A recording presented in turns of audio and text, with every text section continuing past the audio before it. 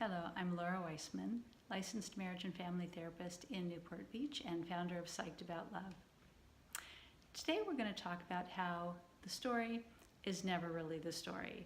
And when you think you have conflict with your partner because you have such very different perspectives, and so she tells you the story and you say, no, she's not right, and she says, no, you're not right, you could both just stand there and yell at each other, no, I'm right, no, I'm right, because the story is completely irrelevant. Let me tell you what I mean by that. She has her perspective, she has her story, she already knows the story, and so do you. And today I'm talking kind of to the husband, but it doesn't matter, it could be either one. So it's not about the story, you were both there, you both have your own versions of the story. The only pieces that you don't know are what the story meant to the other person. So conflict is actually just an amazing growth opportunity. It's growth waiting to happen, because as you cross the bridge into your partner's land and you begin to understand their perspective and their feelings about the story, you can expand yourself to include their perspective as well, and that way you both grow.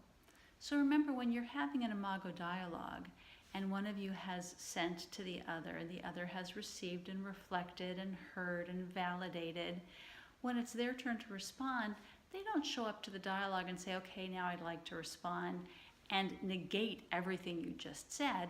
That would be like somebody putting all of their puzzle pieces down on the table, and when it's your turn to put your pieces, you knock all of theirs off. That doesn't work. So the best way to envision this working, this communication, this crossing of the bridge, this exchanging of perspectives, is one partner puts their jigsaw puzzle pieces on the table, the part of the picture that they know about, and when it's the partner's turn to respond, you don't come and knock all their pieces off.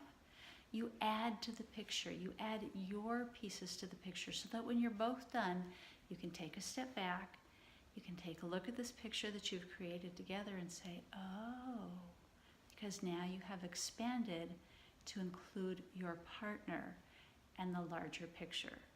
And if it was about conflict, once you're out of that survival stage and you can actually hear each other, it frees up your creativity, your intelligence. You can come up with a solution.